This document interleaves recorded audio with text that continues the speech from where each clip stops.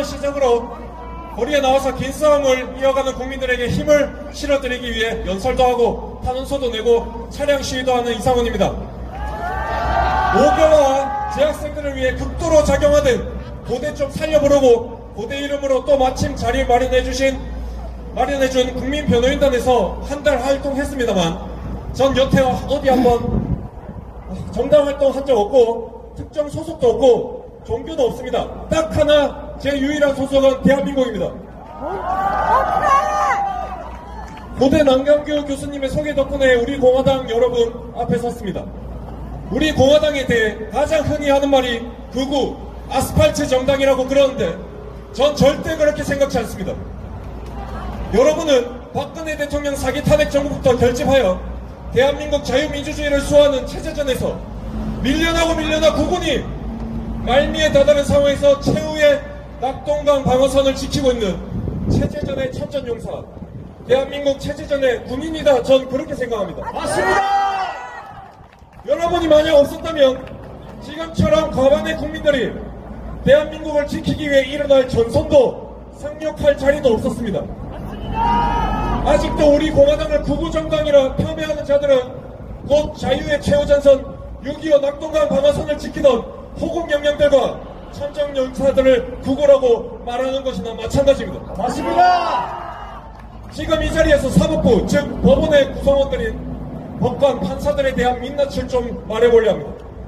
제가 법조인은 아니지만 고대 법대에서 수학하고 졸업하면서 주위에 참 많은 판사 친구, 판사 선배들이 많이 있고 가까이서 보면서 느낀 점에 대해 말할 게 많습니다. 저와 여러분은 보수 우파로서 항상 법치를 사랑하고 준수하며 질서를 아끼며 살아왔습니다. 저 또한 이 나라의 법치를 사랑해 사법부를 가장 존중해왔습니다.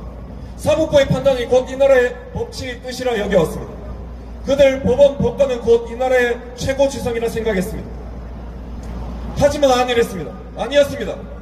실제로 사법부를 구성하는 그 판사들의 민낯은 3, 4년차가 지나게 되면 학창시절이나 연수원, 변호사 시절 알던 그 사람들이 아니게 됩니다. 여러분, 판사의 결혼식에 가면 온갖 지연 파견들이 뭉치고 정재계 인사들이 모여 막대한 축의금을 냅니다. 그런데 그들은 이후 지인들의 경조사에 보통 딱 5만원을 냅니다. 그래도 참가라도 하면 다행입니다. 후배 변호사들, 지인들 결혼식 등에는 참석도 잘 하지 않습니다. 왜? 판사니까요. 거기다 예전에 둘도 없이 친하던 간에 특히 검사나 변호사 지인들에게 연락 오는 걸 매우 싫어합니다. 저년차에는 그래도 괜찮다가도 10년차쯤 되면 어김없이 변합니다. 그쯤 되면 그들은 어딜 가도 5만원입니다. 판사니까 괜찮다는 겁니다.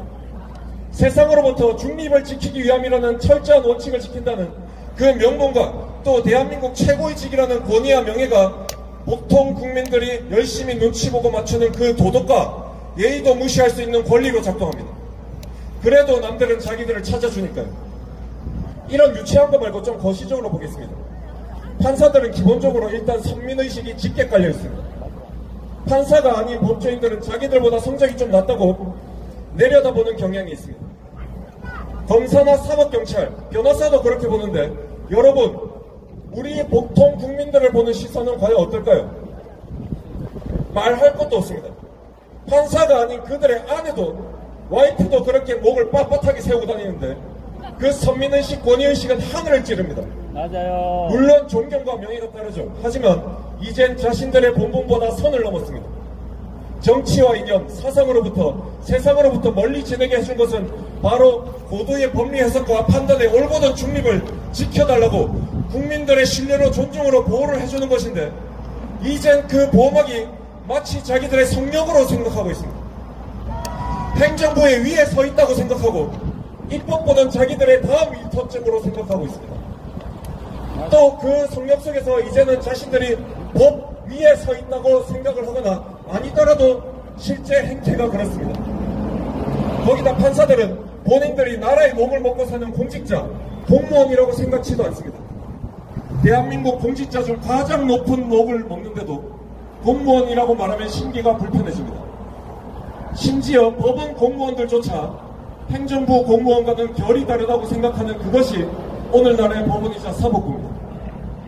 바로 사법부의 현실이 이렇기 때문에 서부지법에서 그 청년들이 눈앞에 이루어지는 사법 쿠데타를 보고 끓는 혈기를 참지 못해 고작 건물 외벽과 현판 창문을 좀 부수고 난입한 것을 가지고 사법부에 대한 도전이라면서 전철현 민노총 등이 시내 한복판에서 방화를 하고 끓는 기름을 붓고 가스통을 폭발시키고 사람을 죽이는 테러를 일삼아도 그들보다 더 가혹한 잣대로 법의 심판을 내리는 겁니다. 강 건너 불구경에는 관대하고 자기 집에는 침만 뱉어도 난리가 나는 겁니다. 그리고 판사니까 괜찮아는 자기 가족에게도 적용됩니다. 그들은 자식이 만약 판사가 되면 법원 내에서 목에 힘을 빡 주고 다닙니다.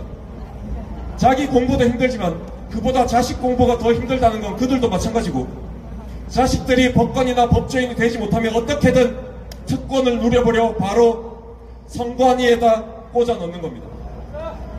가족회사다. 예, 사법부와 그 영향이 미치는 국가기관은 바로 이 판사니까 괜찮아라는 데서 시작하고 실제로 선관위는 법관에 의해 운영되고 법관에게 보호받고 법관을 위해 채용됩니다. 감사원도 안 된다면 사법부 판사의 부패에 대한 감시와 견제는 그럼 누가 하나요? 사법부가 스스로 하나요? 스스로 경찰, 검찰 수사받으러 나가는 판사를 압수수색 받는 법원을 여러분은 본 적 있습니까? 바로 이 성역, 시혜법권, 법의 사각지대가 바로 사법부이기 때문에 그렇게 시간이 흘러 나라꼴이 이렇게 된 겁니다. 국가조직론과 행정학을 좀 하신다면 알겠지만 사실 이 정부라는 건, 국가라는 건 행정부를 말하는 겁니다.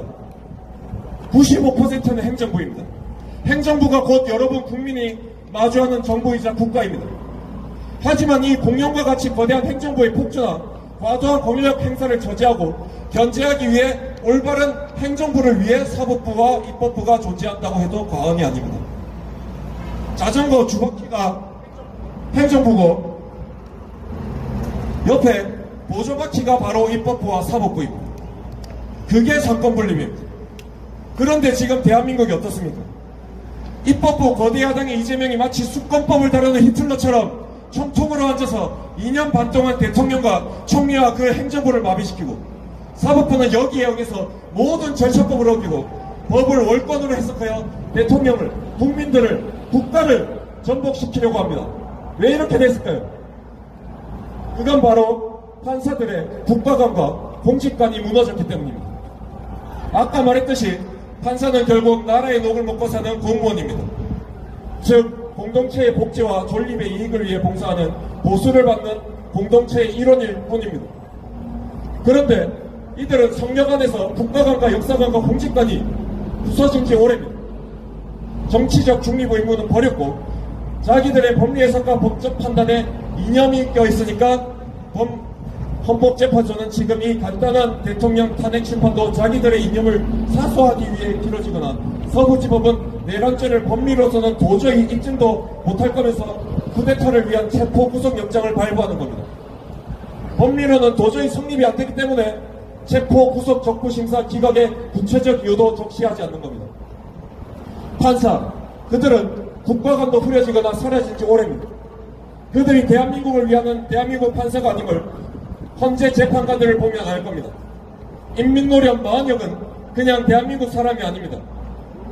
그래도 그들 자신들은 판사니까 괜찮다라고 생각합니다. 그놈들의 공직관과 국가관, 사명감은 여기 있는 기동경찰 이순경, 김경사보다 못하고 군대 입대한 가스충을 이등병보다 나을 거 없고 하다못해 여러분 등본 떼주던 그 구급 지방 공무원보다 못합니다. 맞습니다. 최고의 녹을 받으면서도 대우에 불만을 가지고 더 달라고 징징대고 스스로는 공직자라고 생각지도 않는데 뭐하러 국민을 위해 앉아있습니까? 자기들 출세길이나 찾으려고 반국가 단체와 이념을 쫓는데 혈안인 기회주의자들인 이들이 무슨 대한민국 국민을 재판하고 청년들을 감옥에 가두고 대한민국 전체의 결정체인 대통령을 재판한다는 거야. 3,000여 명의 판사들 반성하십시오. 너네들 1,000명, 2,000명 나가도 너네들 대체할 청년들, 우수한 법조인들 많으니까 차고 넘치니까 필요 없으니까 공무원 하기 싫으면 스스로 나가! 수임료나 두둑히 챙길 판사 출신 변호사 나면 될 거 아니야? 법관, 판사들, 사법부는 이제 성역 밖으로 끄집어내야 합니다. 지금처럼 이렇게 투명하지 않고 닫혀있는 사법부에 기대는 법치는 결국 파쇼 정치의 형식적 법치주의로 나아갈 것입니다. 그런데 해결할 방법이 현재로는 없습니다. 그분들에게 전 그래도 법과 양심에 따른 진짜 법관들이 아직 절반은 되리라 믿고 있습니다. 그분들에게 그냥 국민의 한 사람으로서 사법부를 존중하는 사람으로서 부탁드립니다. 제발 대한민국을 구해주십시오. 네, 마지막으로 여러분, 작금의 국회의원들에 대해서 특히 국민의힘 의원분들께 하고 싶은 말이 있었지만 사법부에 대해서 길어져서 다음 기회가 있다면 또 올라와서 말하겠습니다. 우리 공화당 여러분, 힘내십시오. 자유의 가치를 지키는 여러분들이 있기에 대한민국이 다시 살아날 것입니다. 문재인, 이재명, 민주당, 중국, 북한 이 자식들이 대한민국 국민을 너무 우습게 봤습니다. 대한민국 삼키려다 자기들 입지서진지도 모르고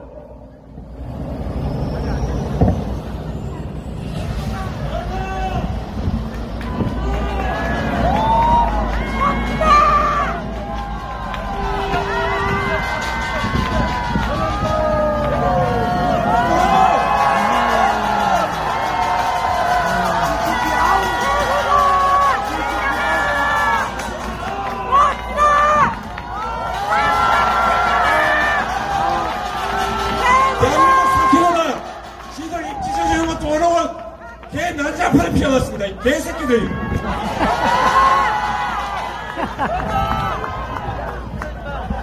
총진당 해산 당시 정의로운 헌재가 있었다면 민주당은 정당 해산 심판으로 해산되어도 충분합니다.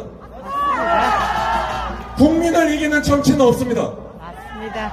우린 반드시 이길 겁니다. 왜? 대한민국 자유보수우파는 강을 이루는 피로서 쓰여져 내려온 것이기 때문에 저 따위 겁쟁이들에게 절대 지지 않습니다. 절대 패배하지 않습니다. 우린 어떤 각오도 있습니다. 죽음도 불살, 자유를 위해, 대한민국 위해 죽음을 불살 각오가 되어 있습니다. 여러분 힘내십시오. 힘내라 대한민국.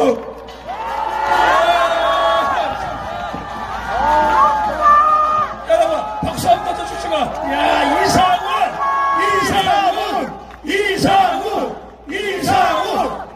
여러분, 윤석열 있다고. 자, 여러분 진짜 명문이죠.